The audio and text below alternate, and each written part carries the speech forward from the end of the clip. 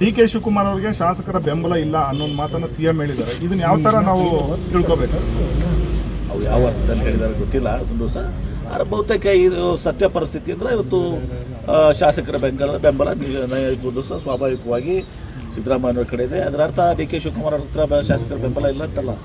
ಆದರೆ ನಮ್ಮ ಅವ್ರಿಗೂ ಬೆಂಬಲ ಇದೆ, ಕಾಂಗ್ರೆಸ್ ಶಾಸಕರ ಬೆಂಬಲ ಇದೆ, ಅವ್ರಿಗೂ ಕೂಡ ಬೆಂಬಲ ಇದೆ. ಆದರೆ ನಮ್ಮಲ್ಲಿ ಎಲ್ಲನೂ ಕೂಡ ಇದೆಲ್ಲನೂ ಗಣನೆಗೆ ಬರೋದಿಲ್ಲ. ಅದು ನಮ್ಮಲ್ಲಿ ಪಕ್ಷ ಇವತ್ತಿನ ದಿವಸ ಅಂತಿಮವಾಗಿ ನಿರ್ಧಾರ ಮಾಡೋದು ಹೈಕಮಾಂಡ್. ಸರ್, ಈಗ ಸಚಿವರ ಮೌಲ್ಯಮಾಪನ ಹೈಕಮಾಂಡ್ ನಿಮ್ಗೆ ನೂರ ಕೂಡ ಸಿಎಂ ಆಗ್ಬೇಕು ಸರ್. ನಾನು ಅದನ್ನ ಹೇಳತ್ತಿಲ್ಲ, ರವಿವಾರ ಕೂಡ ಸರ್. ಈಗ ಸಚಿವರ ಮೌಲ್ಯಮಾಪನ ಮಾಡೋಕೆ ಸುರ್ಜೇವಾಲ ಅವರು ಬರ್ತಾರೆ 16ರಿಂದ. ಕೆಲ ಹಿರಿಯ ಸಚಿವರನ್ನ ಕೈ ಬಿಡುವಂತ ಸಾಧ್ಯತೆಗಳಿದೆ. ಗೊತ್ತಿಲ್ಲ. ಹಾಂ ಸರ್, ನನಗೆ ಗೊತ್ತಿಲ್ಲ. ಅವ್ರ ಮೌಲ್ಯಮಾಪನ ಮಾಡಕ್ಕೆ ಬರ್ತದೆ ಅಂತ ನನಗೆ ಗೊತ್ತಿಲ್ಲ. ಹಿಂದೆ ರಿಪೋರ್ಟ್ ಕಾರ್ಡ್ ಬೇರೆ ತೊಗೊಂಡಿದ್ದಾರೆ ನಿಮ್ಮ ಕಡೆಯಿಂದ. ಗೊತ್ತಿಲ್ಲ. ನೀವು ಕೊಟ್ಟಿರಲಿಲ್ಲ ಸರ್? ಕೊಟ್ಟಿಲ್ಲ.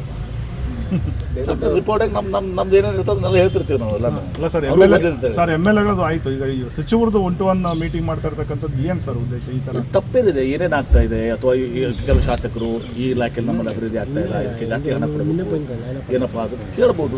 ತಪ್ಪೇನಿದೆ? ಅದು ಸಿಎಂ ಮಾಡೋ ಕೆಲಸನ ಸುರ್ಜೇವಾಲ ಮಾಡ್ತಿದ್ದಾರೆ. ಸುರ್ಜೇವಾಲ ಅವರು ದುಡ್ಡು ಕೊಡೋರಲ್ಲ, ಸಿ ಎಂ ಅವರೇ ಕೊಡ್ಬೇಕು. ಅಂತಿಮವಾಗಿ ಹಣ ಕೊಡಬೇಕಾಗಿದ್ದು ಸಿ ಎಂ ಅವರೇ. ಆದರೆ ಅವ್ರು ಏನಲ್ಲ, ಅವ್ರು ಶಾಸಕ ಅವರೆಲ್ಲ ಅಭಿಪ್ರಾಯ ತಗೊಂಡು ಅವರು ಅದನ್ನು ಸಿ ಎಂ ಅವ್ರಿಗೆ ನೋಡಿ ಸರ್ ಹಿಂಗೆಲ್ಲ ಅಭಿಪ್ರಾಯಗಳಿದ್ದಾವೆ, ಹೀಗೆಲ್ಲ ಇದ್ದಾವೆ, ಇವ್ರು ಒಳ್ಳೆ ಕೆಲಸ ಮಾಡ್ತಾ ಇದ್ದಾರೆ ಅಂತ ಹೇಳ್ಬೋದು. ನೋಡ್ರಿ, ಇದು ನಮ್ಮ ಪಕ್ಷದಾಗ ಅಷ್ಟೇ ಅಲ್ಲ, ಬಿಜೆಪಿದಾಗ ಕಾಂಗ್ರೆಸ್ ಅಲ್ಲಿ ಅವ್ರ ಪ್ರಧಾನ ಕಾರ್ಯದರ್ಶಿಗಳು ಬಂದಾಗ ಬರ್ತಿರಲ್ವಾ, ಬಂದಾಗ ಮೀಟಿಂಗ್ ಮಾಡ್ತಿರಲ್ಲ ಎಮ್ ಎಲ್ ಎಸ್ ನಿಮಗೆ ಗೊತ್ತಿಲ್ವಾ? ನೀವೇ ಅಟೆಂಡ್ ಆಗಿದ್ದೀರಿ. ಹೈಕಮಾಂಡ್ ಸರ್ಕಾರದಲ್ಲಿ ಇಂಟರ್ಫಿಯರ್ ನಮ್ಮ ಪಕ್ಷದಲ್ಲೂ ಮಾಡ್ತಾ ಇದ್ದಾರೆ, ಬಿಜೆಪಿಯವರು ಕೂಡ ಬರ್ತಾರೆ. ಅವ್ರ ಪ್ರಧಾನ ಕಾರ್ಯದರ್ಶಿಗಳು ಬಂದು ಮೀಟಿಂಗ್ ಮಾಡಲ್ವಾ? ಶಾಸಕರದು ಅಭಿಪ್ರಾಯಗಳು ಕೇಳೋದಲ್ವಾ? ಕೆಲಸ ಆಗ್ತಾ ಇದೆ ಅಲ್ಲೋ, ಇನ್ನೂ ಹೆಚ್ಚಿನ ಅನುದಾನ ಬೇಕಾ? ಇದೆಲ್ಲರೂ ಕೂಡ ಯಾಕೆ ಸುಮ್ಮನೆ ಮಾಡ್ತಾ ಇದ್ದೀರಾ ನೀವು? ರವಿವಾರ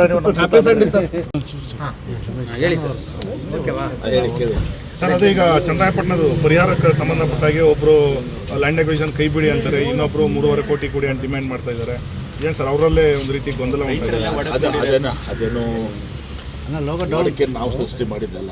ಮನೆದು ಈ ಚನ್ನರಾಯಪಟ್ಟಣದಲ್ಲಿ ರೈತರು ಈಗ ನಿನ್ನೆ ಮೊನ್ನೆ ಮಾಡಿದಾರೆ. ಅವ್ರು ಮೊದಲು ಕೂಡ ಅವ್ರದೇ ಫಸ್ಟ್ ನೋಟಿಫಿಕೇಶನ್ ಆಗಿದ್ದು 28/4 ಅಂದ್ರೆ ಸುಮಾರು 450-500 ಎಕರೆ ಏನಲ್ಲ, ಅದು ಅವರು ಒಪ್ಕೊಂಡ ಮೇಲೆ ಹಿಂದೆ ನೋಟಿಫಿಕೇಶನ್ ಆಗಿದೆ. ಅದು ಆ ರೈತರು ಕೊಡಲಿಕ್ಕೆ ಬಹುತೇಕ ಜನ ಒಂದು ಸಹ ರೆಡಿ ಇದ್ದಾರೆ. ಆ ರೈತರದ್ದು ವಿಷಯ ಬೇರೆ. ಈಗ ಅದನ್ನು ಬಿಟ್ಟು ಇವ್ರು ಹೋರಾಟ ಮಾಡ್ತಾ ಇರುವಂಥದ್ದು ಏನಿದೆಲ್ಲ ಅದು ಬೇರೆ ಇದೆ. ನಾಳೆ 15ನೇ ತಾರೀಕಿಗೆ ಮೀಟಿಂಗ್ ಇದೆ. ಮೀಟಿಂಗ್ನಲ್ಲಿ ಮುಖ್ಯಮಂತ್ರಿಗಳು ಅವ್ರಿಗೆ ಏನು ಹೇಳಬೇಕು ಅದನ್ನು ಹೇಳ್ತಾರೆ. ಈಗ ಅದನ್ನ ನಿನ್ನೆ ಸಭೆ ಆಗಿದ್ದನ್ನ ಇಲ್ಲಿ ಹೇಳಕ್ಕೆ ಬರಲ್ಲ. ಮುಖ್ಯಮಂತ್ರಿಗಳು ಅದನ್ನ ನಮ್ಮ ಜೊತೆ ಚರ್ಚೆ ಮಾಡಿ ಸಾಧಕ ಬಾಧಕ ಎಲ್ಲವನ್ನ ಚರ್ಚೆ ಮಾಡಿದಾರೆ. ಮಾಡಿ ಈಗ 15ನೇ ತಾರೀಕಿಗೆ ಮುಖ್ಯಮಂತ್ರಿಗಳು ತಮ್ಮ ಅಂತಿಮ ನಿರ್ಣಯ ತಿಳಿಸ್ತಾರೆ. ದೇವನಹಳ್ಳಿ ವಿಚಾರವಾಗಿ ಸರ್ ಹೈಕಮಾಂಡ್ ಕೂಡ ಪತ್ರ ಬರೆದಿದ್ದಾರೆ ಚಿಂತಕರು ಅಂತ. ಬರಿಬೋದು ಬಿಡಿ, ಅದಕ್ಕಿಂತ ತಪ್ಪಿದೆ. ಪ್ರತಿಯೊಬ್ಬರಿಗೂ ಹಕ್ಕಿದೆ. ಹೈಕಮಾಂಡ್ಗೆ ಒಂದು ದಿವಸ ಹಿಂದೆನೂ ನನಗೆ ಇವರು ಬರೆದಿದ್ದಾರೆ, ನನಗೆ ಒಂದು ಕೇಳಿದ್ರು, ಅದಕ್ಕೆ ಉತ್ತರ ನಾನು ಕೊಟ್ಟಿದ್ದೀನಿ. ಇದು ಸರ್ವೇ ಸಾಮಾನ್ಯ. ಇವತ್ತು ಪ್ರಜಾಪ್ರಭುತ್ವ ವ್ಯವಸ್ಥೆಯಲ್ಲಿ ಹೋರಾಟ ಮಾಡುವಂಥದ್ದು ಇದೆಲ್ಲರೂ ಕೂಡ ಸರ್ವೇ ಸಾಮಾನ್ಯ. ಅವ್ರು ಕೂಡ ಅದನ್ನು ಹೈಕಮಾಂಡ್ ಕೇಳ್ತದೆ, ಹೈಕಮಾಂಡ್ಗೂ ಅರಿವು ಇರ್ತದೆ. ಗ್ರೀನ್ ಬೆಲ್ಟ್ ಅಸ್ತ್ರ ಪ್ರಯೋಗ ಮಾಡ್ತಾ ಅಂತ ನೋಡಿ, ಗ್ರೀನ್ ಬೆಲ್ಟ್ ಅಸ್ತ್ರ ಅದೆಲ್ಲನೂ ಕೂಡ ನಾನು ಈಗೇನು ಹೇಳೋಕ್ಕೆ ಬರೋದಿಲ್ಲ.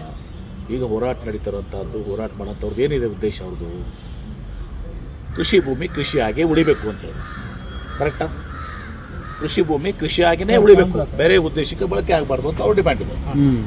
ನಾವು ಇವತ್ತೊಂದು ಸಹ ಒಳ್ಳೆ ರೇಟ್ ಕೊಡ್ತೀವಪ್ಪ, ಅಥವಾ ಈ ಒಳ್ಳೆ ರೇಟನ್ನು ಕೂಡ ನನ್ನ ಮುಖ್ಯಮಂತ್ರಿಗೆ ಅನೌನ್ಸ್ ಮಾಡ್ತಾರೆ. ನಾಡ್ದು ಒಳ್ಳೆ ರೇಟ್ ಕೊಡ್ತೀವಿ, ಡೆವಲಪ್ ಲ್ಯಾಂಡ್ ಕೊಡ್ತೀವಿ.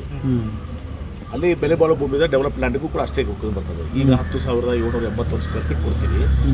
ಅದನ್ನು ಸ್ವಲ್ಪ ಜಾಸ್ತಿ ಮಾಡಲಿಕ್ಕೆ ಮುಖ್ಯಮಂತ್ರಿಗಳಿಗೆ ಚಿಂತನೆ ಮಾಡ್ತಾ ಇದ್ದೀವಿ. ಅದನ್ನೆಲ್ಲ ಆಫರ್ ಮಾಡ್ತೀವಿ. ಇಷ್ಟು ಆದ್ಮೇಲೂ ಕೂಡ ಇವರು ಇದು ಮಾಡಿದರೆ ಅದು ಮುಂದೆ ಮುಖ್ಯಮಂತ್ರಿಗಳು ಹೇಳ್ತಾರೆ. ಅವಾಗ ನೋಡಿ, ನಿನ್ನೆ ಒಂದು ಹೇಳ, ನಾನು ಅವ್ರ ಇದರಲ್ಲಿ ಬೀಳಕ್ಕಾಗಲ್ಲ. ಯಾರು ಹೋರಾಟಗಾರರು ಯಾರು ಹೋರಾಟಗಾರ ಅಲ್ಲ ಅಂತ ಅನ್ನೋದನ್ನು ಮಾಡೋಕ್ಕಾಗಲ್ಲ. ಒಂದು ಪತ್ರಿಕಾ ಕೇಳಿ. ಈಗ ಅವರು ನಿನ್ನೆ ಕೆಲವೊಬ್ರು ಬಂದಿದ್ದಾರಲ್ಲ, ಅವರು ಖಾಣಿ ತೊಗೊಂಡ್ಬಂದಿದ್ರು. ಸುಮಾರು 400 ಎಕರೆಗಳದ ಅವ್ರು ತಮ್ಮ ಪಾನಿ ತೊಗೊಂಡ್ಬಂದಿದ್ರು. ಆರ್ ಟಿ ಸಿ ತಮ್ಮದು. ಮತ್ತೆ ಈಗ ಹೋರಾಟ ಮಾಡ್ತಾರೆ ಅವರು ಅದರ ಸದಸ್ಯರಲ್ಲ. ಸದಸ್ಯರಲ್ಲ, ಬೇರೆ ರೈತರು. ಭೂಮಿ ಇದ್ದವನಿಗೆ ಇಂಪಾರ್ಟೆಂಟ್ ಅಲ್ಲ. ಇಬ್ಬರೊಳಗೆ ಗೊಂದಲ ಆಗ್ತಿದೆ ಅಂತ. ಭೂಮಿ ಈಗ ಇದರಲ್ಲಿ ಯಾವುದೇ ಇದ್ರಾಗ ಈಗ ಯಾರು ಇಂಪಾರ್ಟೆಂಟು, ಭೂಮಿ ಇದ್ದ ರೈತರು ಇಂಪಾರ್ಟೆಂಟ್. ಈಗ ನಾನು ಹೋರಾಟ ಮಾಡ್ತಿದ್ರೆ ನನ್ನ ಭೂಮಿ ಇಲ್ಲಪ್ಪ, ನಾನು ಹೋರಾಟ ಮಾಡ್ತಿದ್ದೆ ಅಂತ ನಾನು ಇಂಪಾರ್ಟೆಂಟ್ ಅಲ್ಲ. ನನಗೆ ರೈತರು ಕೂಡ ಡೈರೆಕ್ಟ್ ಸಂಬಂಧ. ಅವ್ರು ಕೊಡಬೇಕಾಗಿದ್ದರೆ ಕೊಡ್ತಾರೆ, ಬೇಡ ಅವ್ರಿಗೆ ಬಿಡ್ತಾರೆ.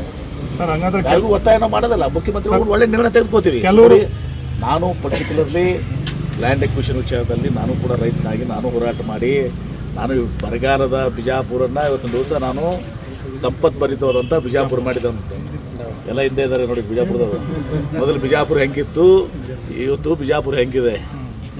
ಬರದ ನಾಡು, ಹಿಂದುಳಿದ ನಾಡು ಅಂತಂದವ್ರು ಈಗ ಸಂಪತ್ಭರಿತ ನಾಡು ಮಾಡಿದಂಥವ್ ನಾನು.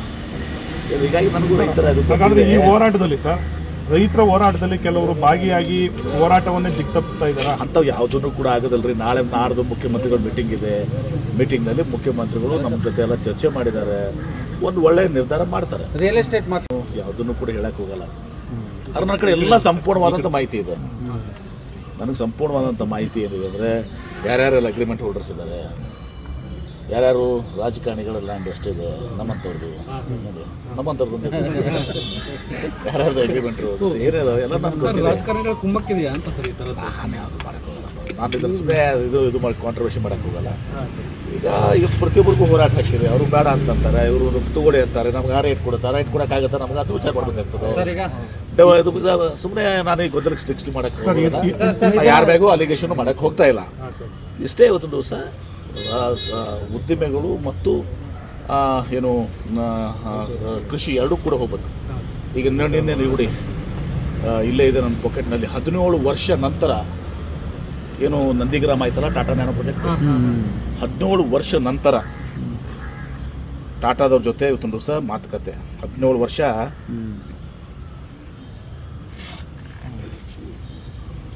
Tata returns to Mamata Bengal. ಎಷ್ಟು ಟಾಟಾ ಅನ್ನೋದು ಸರ್ ಏನ್ರಿ ಧಾರವಾಡದ ಕೇಳಿದ್ರಿ ಸರ್.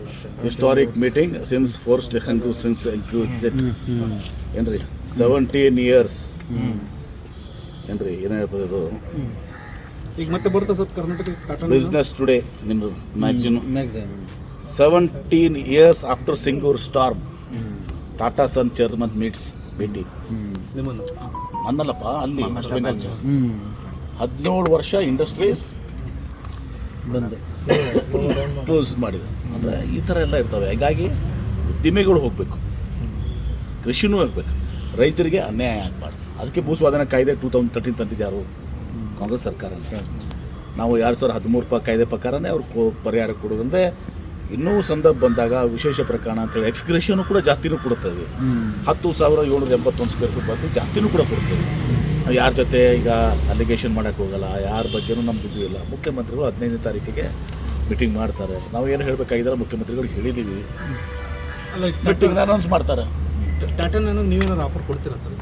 17 ವರ್ಷ ಮುಗಿದೋಗಿದೆ. ಈಗ ಟಾಟಾ ಭಾಳ ಬಗ್ಗೆ ಈಗ ಟೆಕ್ನಾಲಜಿ ಅಂತ ಬಂದಿದ್ದಾವೆ. ಈಗ ಸರ್ 17 ವರ್ಷದ ಹಿಂದಿನ ಮಾತಾಡ್ತೀರಿ ನೀವು ಸರ್. ಇದನ್ನ ಹೊರತುಪಡಿಸಿ ಸರ್, ಈಗ ಆಪರೇಷನ್ ಕಮಲ ಅಂತ ಶುರು ಮಾಡಿದಾರಂತೆ. ವಿಜಯಾನಂದ ಕಾಶ್ಯಪ್ನವರು ಒಂದು ಮಾತು ಹೇಳಿದ್ದಾರೆ ಸರ್, ಎಲ್ಲ ಪಟ್ಟಿ ಮಾಡಿದ್ದಾರೆ. 55 ಜನ ಶಾಸಕರು ನನ್ನ ಹೆಸರು ಇರ್ಬೋದು ಅಂತ ಹೇಳಿದ್ದಾರೆ ಸರ್. ಪಟ್ಟಿ ಮಾಡಿ ಏಜೆಂಟ್ಗಳನ್ನ ಕಳಿಸ್ತಾ ಇದ್ದಾರೆ ಶಾಸಕರ ಮನೆಗಳಿಗೆ ಅಂತ.